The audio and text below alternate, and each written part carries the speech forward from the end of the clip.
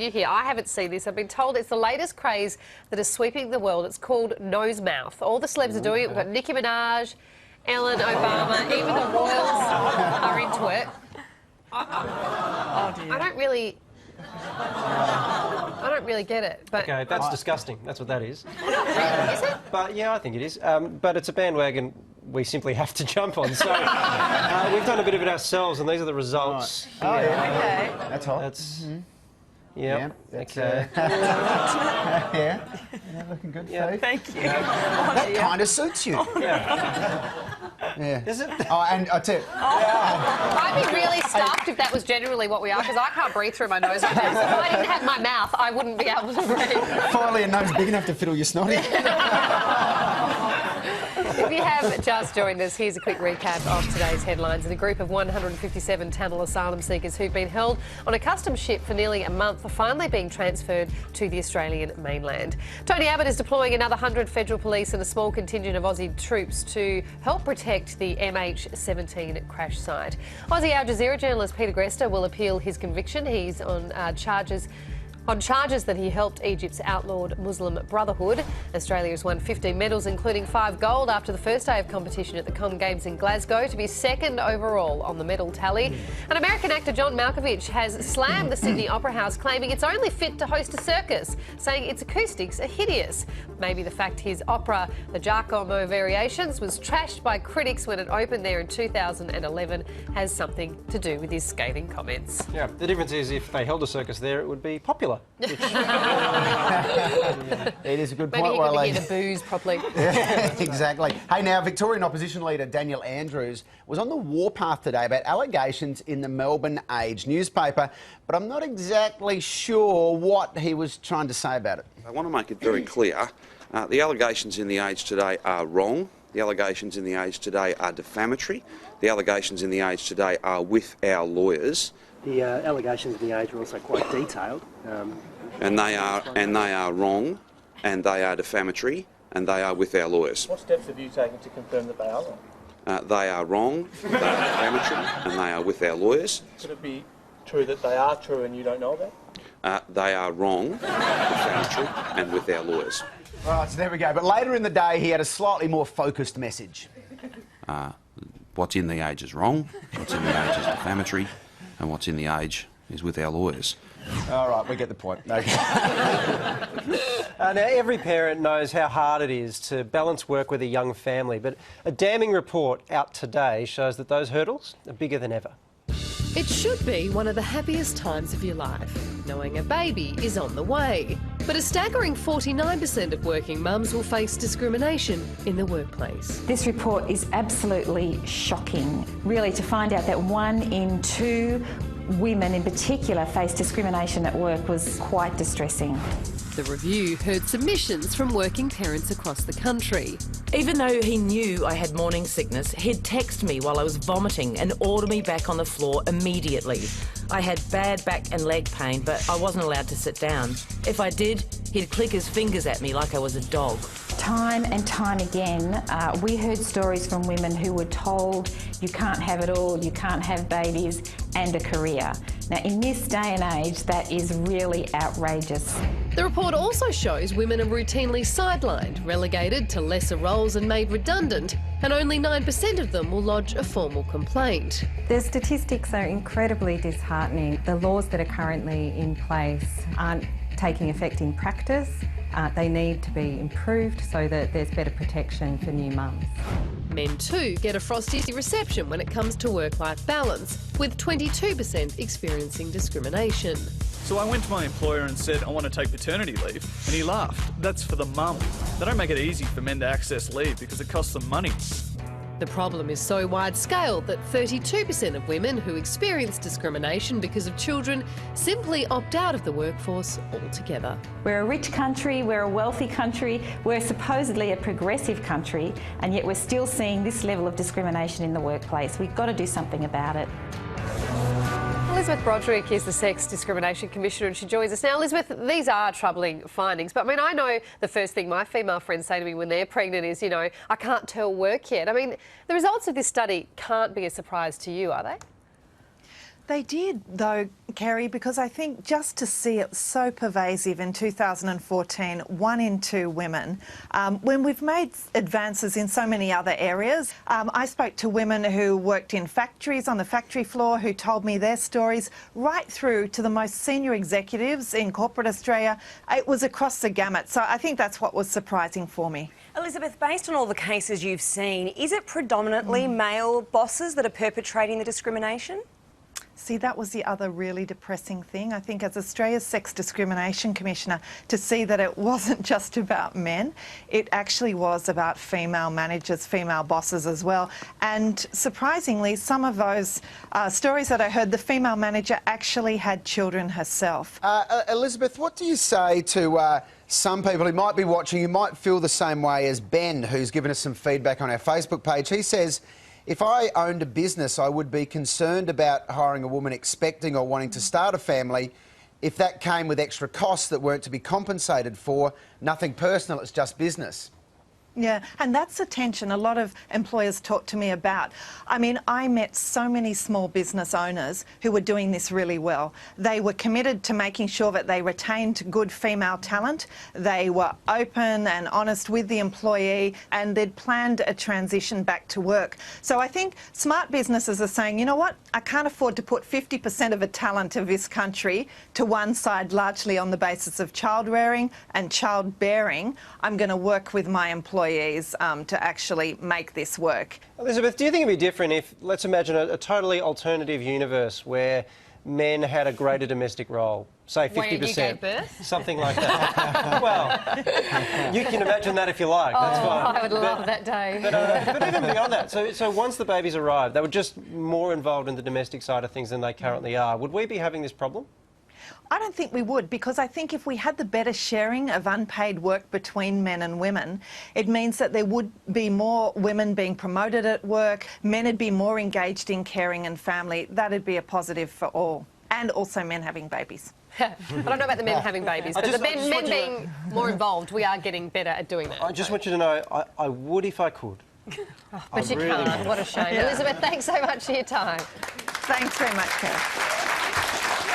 Another side to this is that because of this discrimination or apparent discrimination, you have women and couples that are delaying having children or trying to. And I know of couples that just kept thinking, oh, I don't know, we can't afford to lose our jobs, delaying it, and to a point now where they can't. So they've left it too late because they're worried about their job security. And the fact that women aren't speaking up either, because let's face it, when you come back to work, you find you're being discriminated against. You're trying to balance having a new baby at work as if you've got time to fill out paperwork and make a formal complaint and go through that process. And so women aren't speaking up, not because they don't want to, because they just can't. Yeah, and it's a vicious cycle as well, because if you're, say you're a couple and the woman's facing this discrimination, and then you have to make a decision about who gets to keep working. Well, you're probably going to make the economic decision that men will keep working, which makes it even harder then for women to do it. So you just can never really break it unless you do something really radical about it. I still want to work out a way to get Waleed pregnant. For that. Time for a break now. Sorry, can we leave that to science and not you and me? Just give me a weekend. I'll sort it out. We'll be back in a moment. Wow. Coming up, ever find yourself remembering things that didn't actually happen? The solution could be between the sheets. And wish someone else could live your life so you could actually have one? Well, there are people out there who'll do just that. People paying others to line up for them for the Game of Thrones exhibition, which was a 6-hour line. You're watching The Project.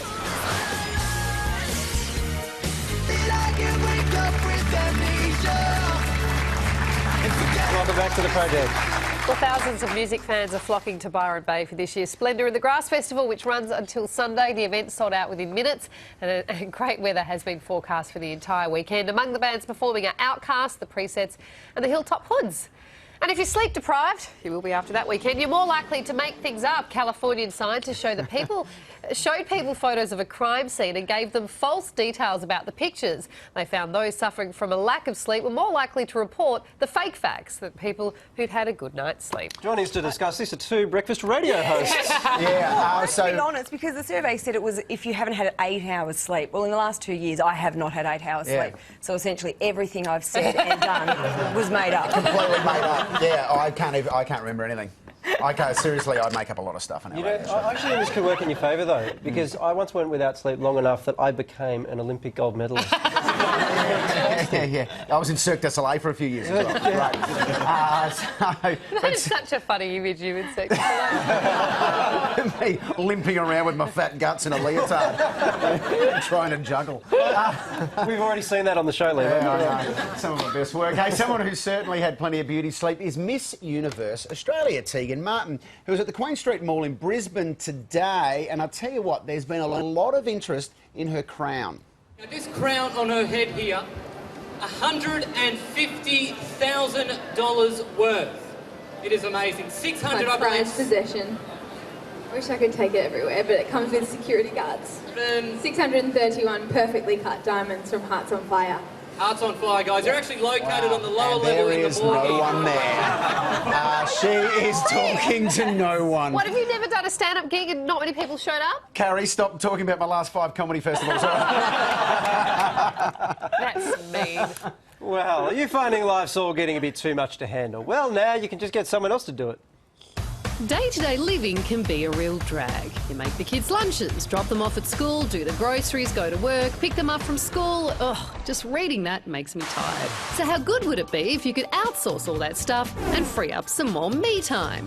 Well, our friend the internet is all over it. Things that I'm not capable of doing to the best of my abilities, I generally outsource, and also time-poor things. So we've had people host dinner parties at our house, we've had people clean our apartment. I run a removal company, and sometimes we'll use it to find work. If we've got some downtime, I'll just basically use it to hook up with small jobs. Apps and websites like Help Me Help You, Airtasker and GoToGuy hook up people who need stuff done with those willing to do it. People in your local community are often available to do things when you're not available, but they also might have skills which you need to tap into, things like handyman skills or electrical skills or even design skills. And that includes some super crazy stuff. We've had everything from someone who paid another person to fly over to Texas, pick up an engagement ring and bring it back to Australia, to people paying others to line up for them for the Game of Thrones exhibition, which was a 6-hour line. You can even pay people to go on dates for you. We don't jump out of trees and take photos when you're not aware.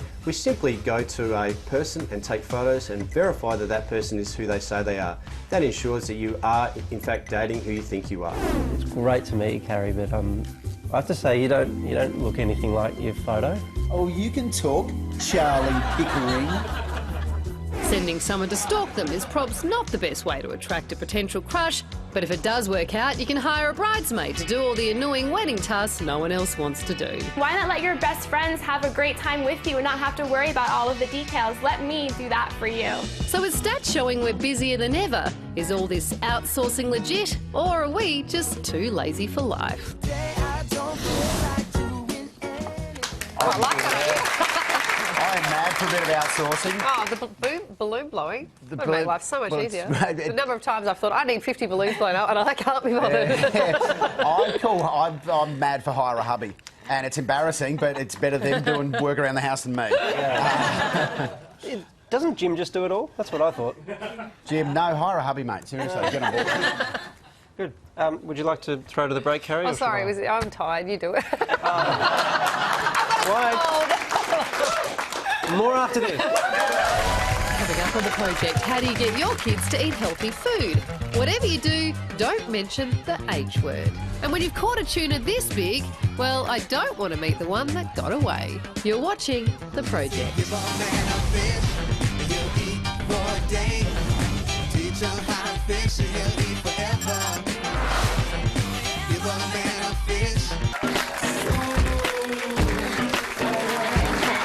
Welcome back. You're watching The Project. Well, Sydney mother of 2 Karen Wright may have a world record on her hands after catching what's believed to be the biggest southern bluefin tuna ever caught on a 15-kilo line. It took her 35 minutes to reel it in. It weighed a whopping 144 kilos. How's this? Enough to make about 20,000 rolls of sushi. I did actually catch it with a broken finger. That just went out the window. Totally forgot about that. It was just all a matter of focus. Get the fish, get the fish. All right, forget about the broken finger. Exactly how happy was Karen? During the fight, I didn't know, but I knew I had something serious with the way the reel was screaming off. I knew that this was a serious fish, but I didn't realise how big. When it did hit the deck, I sort of went, Oh my God, that's bigger than Brett Lee's. Brett Lee's fish, okay? Jackie Lambie just went, what? What? And whatever you do, don't tell kids that healthy food is good for them. American scientists now believe that information like carrots will help you see better or only makes them less likely to eat carrots. Researchers say parents are better off saying nothing or just emphasising the yum factor. You can't just say, oh, broccoli, yum. Yeah. It doesn't taste yum. That's right. What if you called broccoli ice cream from day one? No. See, the beauty of it is with a 15-month-old, I'm still pureeing. So I'm just going to keep pureeing. Do you know I never have to distinguish the vegetables. There's actually a book by Jerry Seinfeld's wife, and it's about how you can make, like, brownies and chocolate cakes and things like this, and then you put pureed, like, cauliflower and carrot and all this stuff in there, so your kids never know they're eating veggies and they just think they're eating, like, cake all day. Yeah. It's amazing. There's a whole book on it. Go check it out. It's really good. It's great. I don't know why I read that book, but I did. And my son's in the audience tonight, so... Yeah, Is that why the brownies always taste so crap? Stay away from the cakes, Ollie. We asked you, what's the best way to get kids to eat healthy food? 7% said tell them it's healthy, 32% said tell them it's yummy, and 61% said tell them to eat it! And that works. It does. Fair enough. Now, ladies, buckle up. The long-awaited trailer for 50 Shades of Grey is finally here. What was he like? He was polite, intense, smart, Can we watch it? really intimidating. To what do you owe your success? I exercise control in all things, Miss Steele. It must be really boring.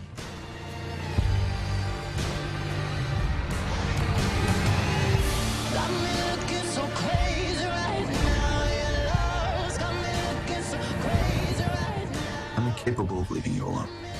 Then don't. I had a rough start in life. You should steer clear of me. And we had to stop it there because it gets a little bit racy. Really? Because I was going to say, that ain't very... Not that I've read the book, but I thought it would be far racier than that. I know, it's quite boring. I haven't read it either. Sometimes I think I'm letting the agenda down by not reading it. No, you're not. I know, but I see them in the lift and I think to myself, it's so unrealistic because you'd be panicking the lift's going to stop and someone else is going to get in, as if that's ever going to happen. Oh, you're so romantic. Yeah. Seriously, not the lift.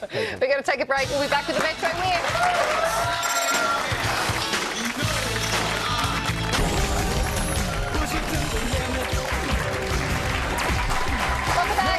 For the Metro Whip. And first up in Brisbane, we've got Adam Cox standing by. Hey, Adam.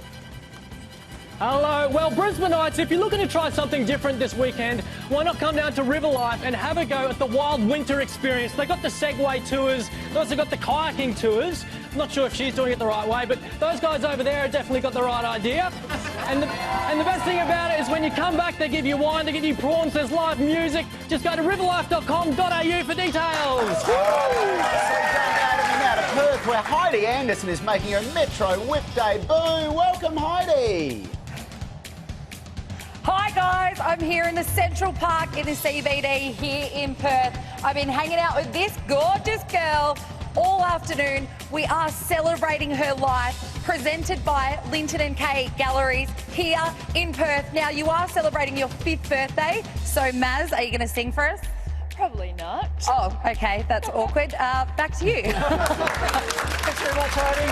Right to Melbourne now, and hello to Matt Saraceni. Hey, Matt. 3, 2, 1, go! Did you know that there is a World Hot Dog Day? Well, there is, and to celebrate, Luna Park is doing their first ever hot dog eating competition.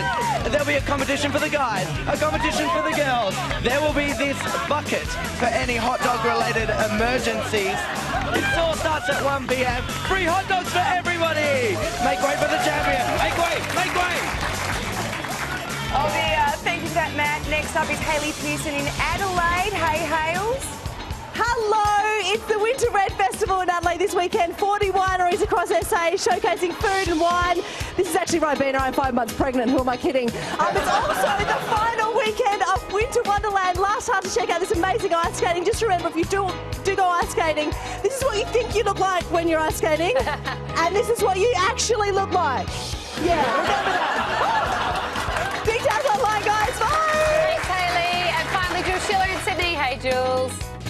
Hi, Carrie. Sorry, I'm having trouble hearing you because I'm on a Harley Davidson, just being totally awesome, making a few fantasies come true. Forget 50 Shades of Grey, it's right here, baby, right here. I'm at the Discover the Americas Expo. It's on here. I don't know how to turn this off. It's on here at the City Showground this Sunday. There we go. What a graceful dismount that was. 10 to 4 p.m. Of course, you can come along and win an $18,000 trip to America, going Air New Zealand on their new Sky Couch. Take a look at this. It can fit 1 adult, 2 children, or 1 South Australian and 48 boxes of Krispy Kremes. That's some champagne comedy right there, guys. Come along. It is on this Sunday, 10 to 4 a.m. at the Sydney Showground. Mention my name and the Dixieland Jazz will play. Thanks very much, Jules. Thanks to all the Metro whippers. And we have had a lot of feedback on the show. The most important issue we've covered tonight. Overwhelmingly, it's about the fart machine. Yeah, that's what it is. And Tristram on Facebook says, we already have one giant fart machine, Canberra. We've got Ruth on Facebook who says, I divorced 2 fart machines, never thought to copyright them before kicking them out. And Lyd on Facebook says we should combine it with the crap machine that's at Mona down in Tasmania. There actually is at the museum there. Poo there. Yeah, they can put the two together. They make actual poo. That's a truth. That's a real thing. It's art. That's fantastic. That's it from us this weekend. Huge thanks to Fifi and Lehmo.